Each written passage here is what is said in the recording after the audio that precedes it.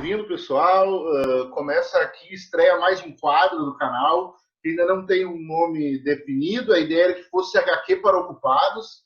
Inclusive fiz artes e tudo mais, que era uma ideia que fosse vídeos curtos falando com artistas de quadrinhos, mas devido à pandemia e ao tudo que o mestre que está aqui com a gente hoje vai falar, eu tenho certeza que não vai ser um vídeo curto e não tem problema algum não ser. Estou aqui com meu parceiro, Rafael Coutinho, um cara que já veio aqui para o Sul várias vezes, a gente já trocou ideia. Tudo certo, Rafa? Tudo certo, Wunder. E aí, você, mano? Tudo tranquilo também, né? Tirando essa luta contra a pandemia aí, né? Mas tudo tranquilo na medida do possível. Tirando 50 mil mortos, tá tudo tranquilo. Pois é, isso é uma pena, né? A gente vê esses números e vê um governo inoperante em diversos sentidos, né? De não conseguir controlar e trabalhar nesse sentido, né? Bicho, enfim, se você me dissesse 6 meses atrás que isso ia acontecer, eu ia rir da sua cara. É um desastre, enfim, sem precedentes, né? Uma desgraça muito potencializada por péssimas gestões, num momento muito delicado no nosso país. A gente vive um estado negacionista, muito, né, que mente como política, né? E, então dificulta a gente ter acesso à informação, saber como as coisas estão indo de fato. Né? Desde o começo dessa pandemia, não sei ainda, não entendi que não dá para acreditar nos números do Ministério da Saúde, peças ficam trocando. Para quem é minimamente sensível ao que está acontecendo no país, assim, está atento, no mínimo um pequeno ataque de pânico a gente está tendo também. Mas é bonito ver também que é isso, né? A sociedade não tem sangue de barata, assim. Ela responde. A gente tem questões delicadas no nosso país, muito mal resolvidas na nossa história, mas é bonito ver o Black Lives Matter ganhar a dimensão que ganhou, né? Maior movimentação, maior manifestação civil assim da história da humanidade, se espalhar pelo mundo, ganhar força no Brasil, um país que tem maioria negra. Enfim, são muitas questões ao mesmo tempo. Difícil focar, né, o coração e as emoções em que pauta que você vai seguir durante o dia e tentar equilibrar com todo o resto, né? Desgracento, difícil. Rafa, eu queria começar te perguntando como é que a pandemia, esse momento de isolamento social e a pandemia do coronavírus está afetando a tua rotina de trabalho, a tua rotina de vida pessoal. O que mexeu nesses 3, 4 meses aí que a gente está com a pandemia já aqui no Brasil? O que mexeu no teu dia a dia? Mexeu em tudo. Não existe mais a rotina que eu tinha definido. Eu dou aula em universidade aqui, numa universidade de São Paulo chamada EBAC. E desde o dia 1 assim, de pandemia, a gente se adaptou para os cursos online, fazer a distância, tentar dar conta, né, de entregar o conteúdo que os alunos precisavam. Isso já, por si só, já era uma quebra de rotina muito violenta. Porque duplicou a quantidade de trabalho, você preparar muita aula, preparar material, estar disponível para os alunos de uma outra forma, preparar, né, as aulas, os PDFs, enfim, e se adaptar também à realidade dos alunos. Enfim, eu tive uma baixa também de freelas e de procuras, e uma abertura de outros campos que eu não atuava também, que demorou para eu entender e coordenar. Então, ilustrações em função do que estava acontecendo começaram a aparecer, como a capa do Le Monde que apareceu, que eu acho super legal. Eu faço uns trabalhinhos para um site de... já, enfim, ano passado, a gente fez uma parceria super legal, que é o Instituto de Defesa do Direito de Defesa, IDDD, que defende os direitos dos presos, que são presos injustamente no Brasil, né, só com o testemunho da polícia. Que é uma prática legal e que dá conta de 70%, 80% dos presos em São Paulo. E no mundo isso é uma pauta enorme. Os Estados Unidos conseguiram mudar a legislação. Enfim, o IDDD voltou a procurar, começamos a conversar novamente. Agora os casos estão ganhando uma outra dimensão por conta do que está acontecendo. Essas foram já as primeiras alterações que eu senti assim no meu cronograma. Eu tive uma baixa também muito grande no começo, muito violenta de produção mesmo, não conseguia concentrar. Conversei muito com amigos, como era difícil se posicionar artisticamente frente a algo que você não sabe o que é e nem quando vai acabar, e numa velocidade de mudanças muito assustadora. Todo dia aparece uma notícia meio bombástica, assim. E nós, artistas, acho que, de uma forma geral, temos dificuldade de entender que passo criativo é necessário. Tem, acho que, uma dimensão do sonho também que é curiosa. Andei conversando com umas pessoas também. Você para... Né, criar é muito sobre sonhar, assim, né? Criar universos, se permitir, fantasiar. E, e, um pilar muito fundamental, né, desse jogo caiu, assim. Você para de sonhar quando você não sabe quando você pode sair de casa. E fica o corpo, a cabeça ficam muito mobilizados para essa atenção urgente do dia, né? E aí são outras questões, lavar os alimentos que chegam. Eu preciso lavar um abacaxi. Como é que lava um abacaxi com a mão e sabão? Creme cracker, sacola de, sabe? Sacola de supermercado. Preciso estocar sacola de supermercado. Comecei a estocar e lavar loucamente as coisas. E eu sou, enfim, pai solteiro, né? Então, tem a rotina com as crianças também. Elas chegam, coordenar isso com a mãe dos meninos. Chegamos no equilíbrio legal, assim, dos dois precisam trabalhar, precisam render, precisam cuidar das suas casas também, né? E os seus núcleos, eles precisam também aula à distância. Enfim, eu estou me estendendo aqui um pouco, mas para dizer que foi bruto. Assim, o primeiro mês foi muito bruto, mas acho que agora já faz assim um mês, 3 semanas sólidas assim que eu consegui voltar a produzir, a desenhar, a escrever. Eu escrevo bastante. Hoje em dia acho que desenhar quadrinhos é uma atividade que eu faço muito pouco. Ela perdeu espaço para escrever roteiro, projeto, faço trabalhos acadêmicos, desenvolvi uma parceria com uma universidade de Bristol ligada à narrativa. Tudo tem muito a ver com a minha carreira de quadrinista, mas numa dimensão um pouquinho estendida, assim, né? Dar aula, eu dou aula há 15 anos, então gosto muito de pedagogia e estudo e aprendo e me dedico muito a isso. Então, outros cursos, outras plataformas, como trazer gente junto, isso também é um movimento que eu fiz durante a minha vida toda. Enfim, criar pequenos grupos, né, de criação, de execução de projeto. Eu acho que estou aqui olhando para a parede porque eu tenho uns post-its aqui. Com as demandas? Esses são os projetos, né, as coisas mais fundamentais que vão acontecendo. Todo dia eu olho para lá, boto mais um post-it, tiro um, tiro outro. Rafa, tu falou essa questão da criação ali. A gente até entrevistei um músico, o Joy Palone, que é de São Paulo, e ele também falou que a questão de compor para ele estava complicado, porque a cabeça dele estava. Ele não conseguia se concentrar, compor, pelas preocupações que ele tinha da pandemia. Pelo que eu entendi, o teu processo criativo também ele deu uma estagnada durante esse período, porque a cabeça está preocupada com outras coisas. Deu sim. O primeiro mês foi muito bruto mesmo. Mês e meio.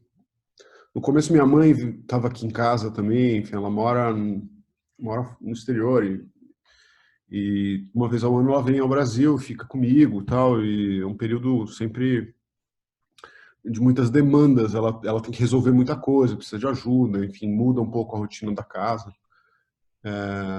E a estadia dela estendeu também. Então foi um período bem complicado também da gente entender, tá, como é que vai ser agora morar junto de novo depois de 20 anos, sei lá, mais, né? Enfim. Então teve um período assim bem complicado, onde eu entendi que não adiantava forçar, era respirar fundo e entender esse tempo, A gente esquece, a gente fala muito das questões sociais, que obviamente tem que nos mobilizar e que são muito urgentes no país o tempo inteiro, né? Mas tem uma coisa do corpo também, né, Wunda? A cabeça do corpo, a gente esquece, assim. Muitos amigos sucumbiram, assim, à pressão psicológica, né? A saúde mental das pessoas ficou muito abalada nesse período. Eu estava também numa uma relação também com o meu corpo em dívida, assim. Entendi que precisava atender a umas demandas. Vai ficar em casa, então, cara, se exercita, vai. Vamos criar uma rotina aí, Rafa. Senão o negócio vai começar a se terminar, com muita dor no ciático, porque a gente fica muito tempo sentado. Essas coisas começam a encher o saco mesmo, uma balada. Acordar com dor, dormir mal, dormir picado, né?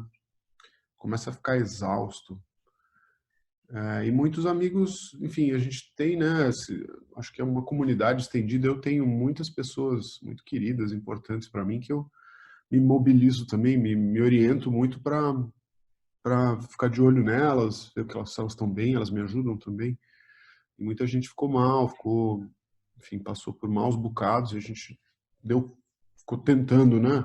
Um meio que ajudar o outro, assim, em teia. Mas é isso, acho que a gente tem que ter cabeça no lugar e entender que isso, infelizmente, no Brasil vai durar muito mais do que em outros países. E é um novo real mesmo. Então precisa, né, tem uma hora que você tem que engolir um pouco o choro, fazer as mudanças necessárias, parar de lutar contra. Então tá, exercício, máscara todo dia, lavar as coisas mesmo, criar uma rotina e voltar a entender como o processo criativo se encaixa aí. O que tu falou é uma coisa que eu trabalho num jornal aqui em Alvorada e a gente conversou tanto com o pessoal do hospital da cidade quanto de clínicas particulares e o que mais aumentou, casos de outras doenças diminuiu nos hospitais e clínicas, mas o que mais aumentou foi casos voltados à saúde mental, depressão, ansiedade, as pessoas estarem nesse isolamento social e não tá conseguindo assimilar como é que é isso tudo de ter que ficar em casa, de não poder sair, de ter que se cuidar. Esse medo que as pessoas estão tendo, aqui em Alvorada refletiu um aumento bem grande de casos de saúde mental nos hospitais e clínicas de saúde. Cara, somos uma população muito, né, muito carente, assim. São Paulo tem problemas urbanísticos muito sérios, é isso, tem uma periferia muito grande, muito desatendida. Eu faço de uma parte também de uma classe média que precisa realmente botar a mão na consciência nessas horas e entender, cara, o tempo inteiro, assim, cara, quem tá mais fudido que eu? Quem precisa de mais ajuda? Quais são, né? E demora para entender também que ONGs que eu posso ajudar, que grupos que como eu posso ajudar, de que forma. Doar alimentos, roupa. Agora o inverno está chegando em São Paulo, é bem severo. Muita gente morre nessa época. E entender que se tá ruim pra gente, para quem é de baixa renda, tá muito pior, né? Então, botar a mão na consciência e ajudar mesmo.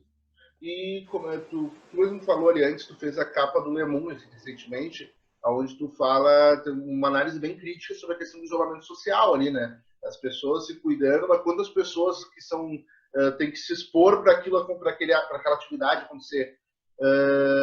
Como é que foi esse convite para tu fazer essa capa e o que tu pensa sobre o isolamento social? Porque foi como disse, uma capa bem crítica que tu fez. Como é que aquilo ali é uma ideia tua? Tu foi pautado a fazer aquilo? O que tu pensa sobre o isolamento social?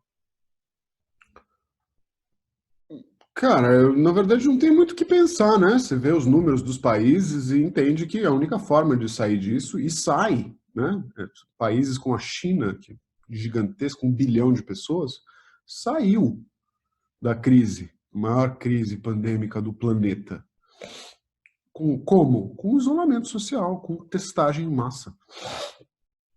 E também demorou para a gente entender, mas é muito óbvio. Só o governo brasileiro que insiste, não, o americano também insiste nessa demência de negação. E enfim, eu fiquei muito feliz com o convite do Le Monde.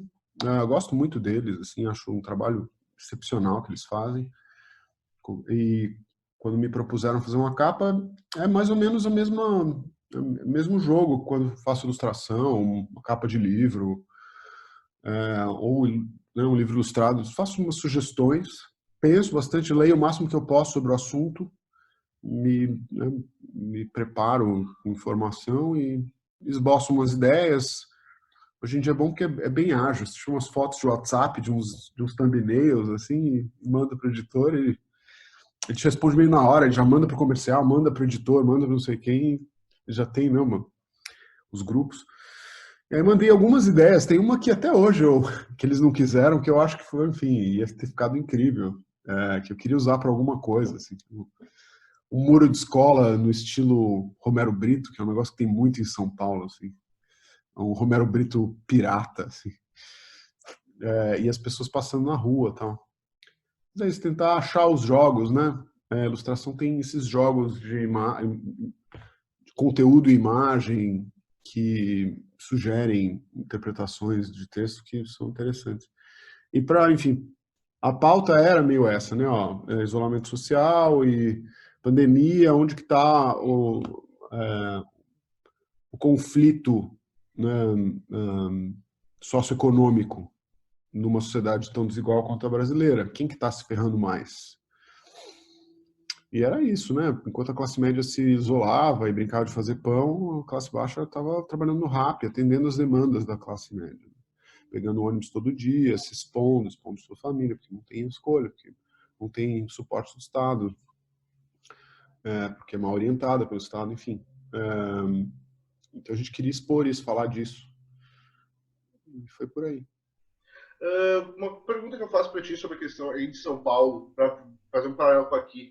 Aqui a gente tem decretos em vigor de isolamento social e tudo mais, voltado ao fechamento de comércios, de serviços não essenciais.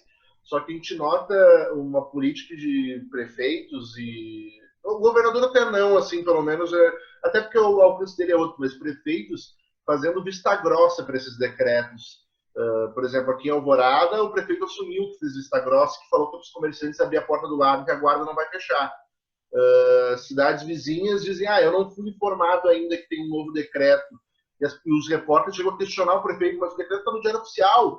Mas eu não leio o Diário Oficial, então eu não mandei fechar meu comércio. Esse é o nível que está aqui. Como é que está aí? O isolamento social, ele está sendo respeitado? Está sendo cobrado? Bom, aqui, se a gente vive uma sociedade distópica, São Paulo é o epicentro do Brasil, né? Quer dizer, Brasília lá é uma terra, enfim, paralela, mas São Paulo ela se mascara muito atrás de um pseudo-empreendedorismo, né? Uma política empreendedora de vamos fazer, vamos botar a mão na massa, mas enfim, a gente é governado por um sociopata também, né? Que, que, que criou uma imagem para si mesmo muito forte dentro do inconsciente coletivo da sociedade paulista, de sujeito, enfim, é isso, né? Empreendedor, que é bom em gestão, né? O famoso gestor, muito construído em cima desse preconceito, desse ódio, né? Dessa frustração que o brasileiro criou com políticos. Mas ele é um showman, né? O Dória. Ele não fala e faz muito pouco. A sorte é que São Paulo é muito rica, uma cidade enorme, e que por quase de uma forma osmótica, se caísse uma bomba no Palácio do Governo, ela continuaria sendo gerida minimamente e continuaria sendo gerado dinheiro e emprego aqui, né? Demorar um pouco para o apocalipse zumbi chegar em São Paulo, mas é muito, muito desigual, né? A gente tem, enfim, isso, comunidades periféricas que são absolutamente ignoradas e massacradas, né, e violentadas diariamente pelo Estado. E o Dória tentou dar uma de como, assim, né? Voa até a mídia o tempo inteiro para falar diariamente e tal. Ele faz o discurso bem bonitinho, mas aqui foi também, a gente está aberto, no pico de disseminação do vírus no país e na cidade de São Paulo, e estão abrindo para shopping, tá ridículo, né? É um negócio que não faz nenhum sentido. Se você contar para um alienígena o que está acontecendo, eles vão falar, como assim não faz? no pior momento, você vai lá e abre e expondo nas pessoas a política com transporte público também foi muito questionada, ônibus fechados, né, sem ventilação, o uso de máscara no São Paulo já caiu muito, e a gente está com essa clara sensação de que a população paulista não desistiu, né, o número de pessoas em isolamento caiu muito. Cara, é difícil de julgar, a gente fica puto, nervoso, esse negócio vai estender essa experiência pra gente por muito tempo, né, muito mais. Pô, cara, depois de 3 meses, pelo menos o quarto, eu queria sair. Todo mundo queria. Não é possível que isso vai durar 6, 7, 8 meses. E vai. Infelizmente vai. Porque não fizeram quarentena direito. Porque não isolaram os estados e as cidades. E essa briga boba entre governante, governador, né, as políticas de estado, cada um dos estados e a União e Brasília é ridícula também, né? Alimentada pela política do Trump, quer dizer, a gente também é muito capacho das políticas americanas nazi-fascistas atuais. É tudo muito revoltante, cara. O São Paulo é isso, cara, uma terra muito desigual, assim, muito cruel para quem é pobre. Isso que é foda, assim. Uma coisa que eu conversei também com o Daniel Lopes, que é um músico do Rio, que além de músico, ele também trabalha com trilha sonora de filme, produções voltadas ao cinema. Tu já trabalhou em roteiros de curtas em algum momento, tu também teve foi curador de uma mostra que teve no Itaú, em São Paulo. E a gente tu fala do governo federal, a gente tem essa questão uma falta de apoio à cultura, a achar que a cultura, todo mundo é vagabundo, e que ninguém está fazendo nada, e que querem saber de Lei Rouanet, querem saber de Ancine, mas não se trabalha com uma política voltada para a cultura. Isso prejudica o teu trabalho, o trabalho da galera? Como é que tu vê esse olhar do governo federal para a cultura hoje? Federal, estadual, municipal, como é que é? Acho que todos Acho estão que meio interligados. isso. Eu não. Eu lembro enfim, quando eu era mais jovem, eu ia muito nesse sentido. Eu acho que é o caminho também do jovem artista, não só do jovem artista, enfim, de todos os artistas que entendem, né, que suas paixões, suas produções, sua vida toda está mobilizada para produzir algo que gera pouca renda. Isso é um embate muito complicado de resolver na vida de um jovem artista. Assim. Então eu fui muito no sentido, assim, né, principalmente quando eu trabalhava com animação, quando eu era mais jovem, atrás de leis de fomento. E era uma outra época, cara. Né? Eu tô com 40, então com 20 e pouco, 22, 23, 24, eu fiz bastante coisa PROAC, os fomentos do Estado. Inscrevi projetos no PROAC de quadrinhos já. Mas já faz muitos anos que eu parei de ir atrás disso, porque também, dentro da minha história, eu acho que eu teria dificuldade de resumir, mas eu entendi que eu não me dou muito bem em ficar dependendo do telefone tocar, dos outros me chamarem para coisas, ou de eu ser contemplado, né, por editais, porque isso mexe muito com a forma como eu acredito e entendo o meu trabalho. E eu não queria ficar dependendo de ninguém, assim, para criar, né, eu acho que é uma coisa que a gente precisa entender e equacionar a melhor forma que a gente puder, da melhor forma que a gente puder, um certo nível de independência. Porque é muito fácil cair, né, no círculo vicioso que é, cara, tu quer fazer uma coisa, não tem grana, o Estado não te proporciona. Eu viajei bastante para fora do país, enfim, a convite de eventos e festivais e tal, e é lindo ver, né? Você chega num país de primeiro mundo, sei lá, Suécia. Ano passado eu fui para Suíça e, porra, é isso, nenhum quadrinista passa perrengue lá, cara. Se tiver um projeto, se inscreve numa lei, tá tudo bem, tem para todo mundo. É disputado? Existe um nível de qualidade a ser alcançado? Sim. Mas existem muitas instâncias possíveis para que se financie o projeto, né? Para que o artista consiga bancá-lo.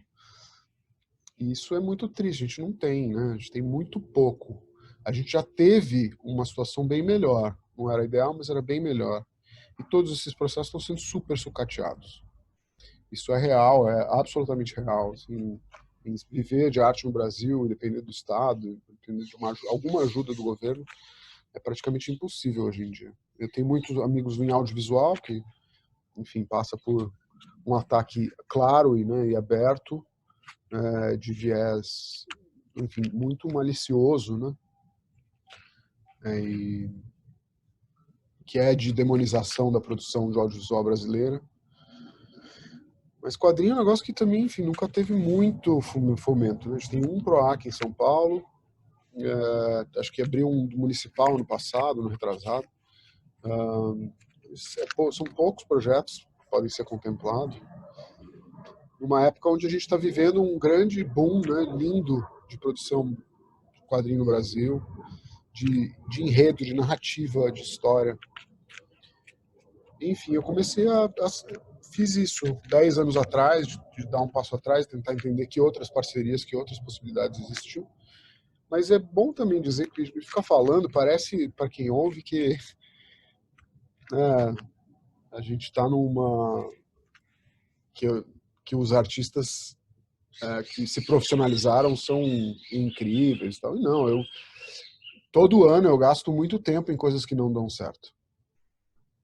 Muita energia despendida, escrevendo projetos, indo em 1000 reuniões, coisas que me chamam para fazer durante um ano e desistem depois de 3 meses, que nos mobilizam muito, e eu gasto muita energia nesse sentido. Mas é a forma como eu entendi, assim, que eu preciso lutar e produzir para viabilizar as coisas que eu realmente gosto, que não tem a ver com pagar as minhas contas. Esse equilíbrio difícil também, mais uma vez, que artistas têm que encarar, que é quanto que eu cedo para pagar as contas, quanto que eu vou atrás do meu sonho mesmo, como faço meu sonho pagar as minhas contas. Enfim. E qual é o teu sonho hoje? Fala de sonho e de buscar não só pagar conta, e sim fazer o que gosta, consumir o que gosta. O que tu diria que é o teu sonho hoje?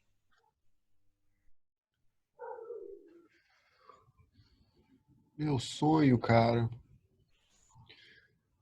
acho que ele tem menos a ver com produzir que com viver mesmo, né?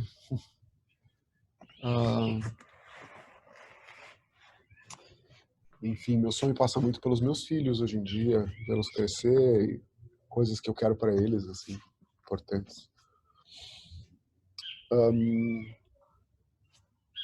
É isso, uma qualidade de vida, um equilíbrio.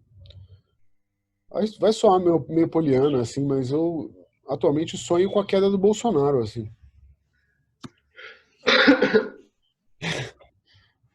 Com uma mudança, né? Não sei. Eu gosto muito de política, leio, enfim, bastante. Muito menos do que eu deveria.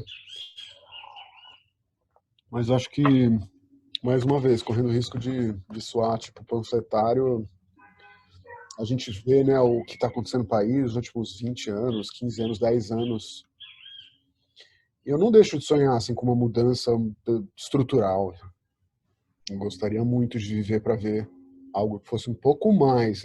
Acho que no jogo capitalista é impossível esse sonho idealizado assim de algo mais equilibrado, né, socialmente, mas a gente está batendo, né, num negócio bem próximo, assim, não sei. Vendo essas manifestações de rua, o Black Lives Matter ganhar, o movimento feminista no passado, o movimento LGBTQI, essas coisas estão mudando lentamente a nossa forma de entender o mundo e estão batendo em feridas muito profundas que precisavam ser, né, magoadas ali. Isso são são coisas de sonho que eu acho bonitas, assim, de sonhar, de, pô, será que vai mudar? Tomara que mude, alguma coisa mais contundente, assim, desigualdade social muito severa.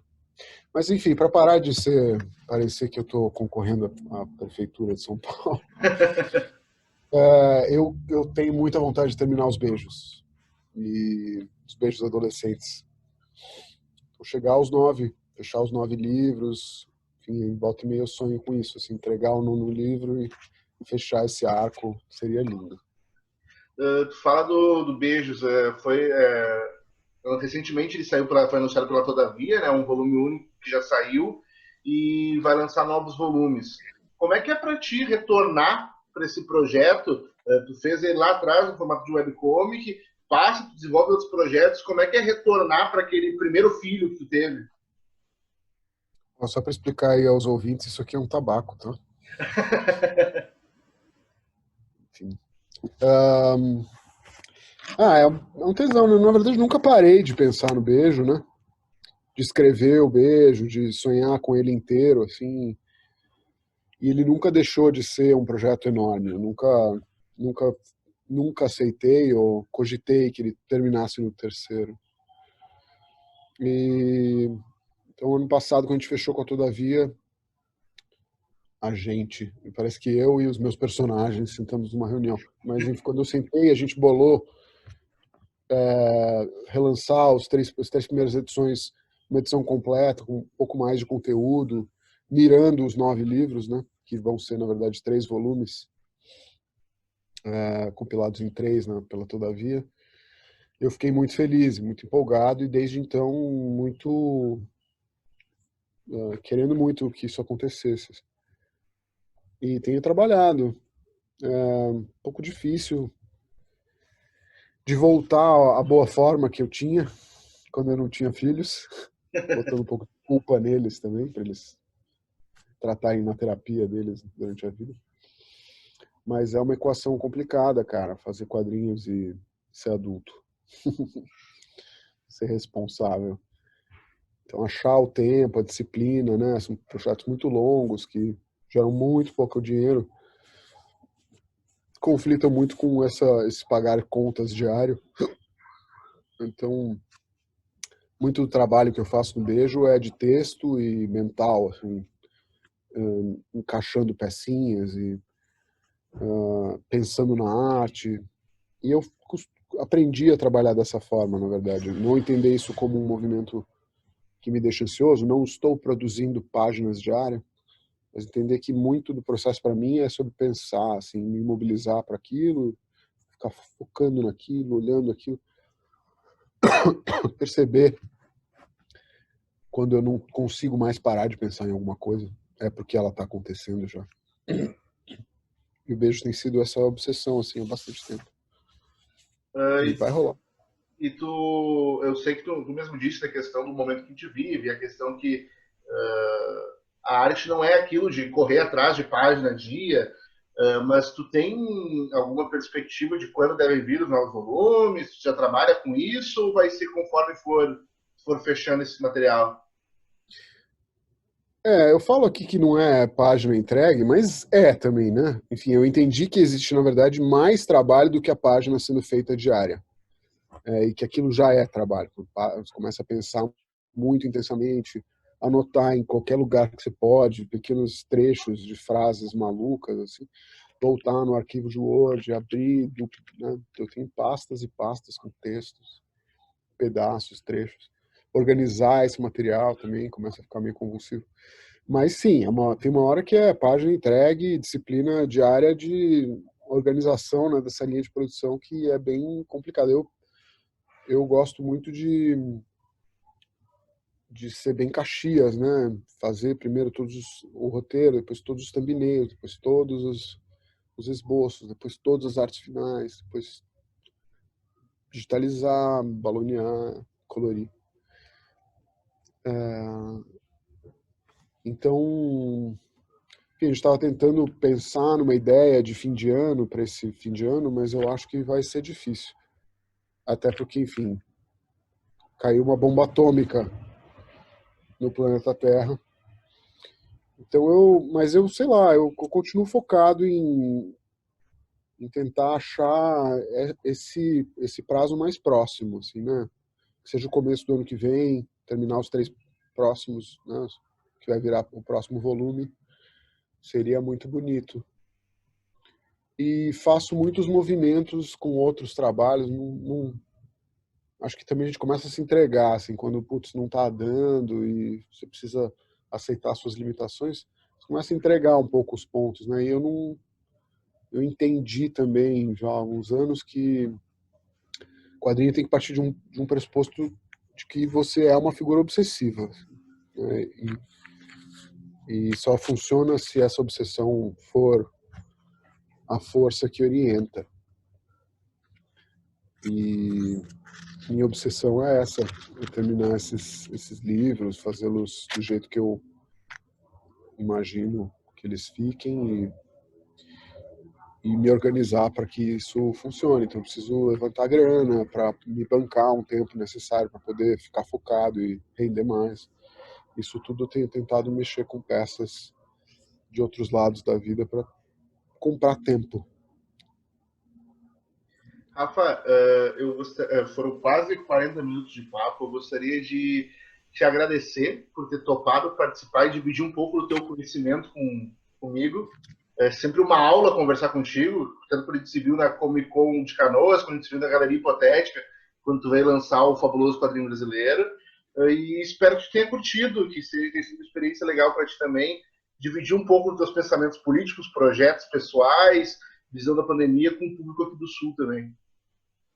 Ô, Wunder, tu é um caso raro aí, cara, no jornalismo de quadrinhos do Brasil. Muito obrigado pelo convite. Cabecinha especial tu tem. Obrigado mesmo. E conta comigo, cara. O que você precisar aí. Vamos nessa. Valeu, mestre. Um abraço pra todo mundo aí. Valeu, abração, gente. Tchau, tchau. Falou.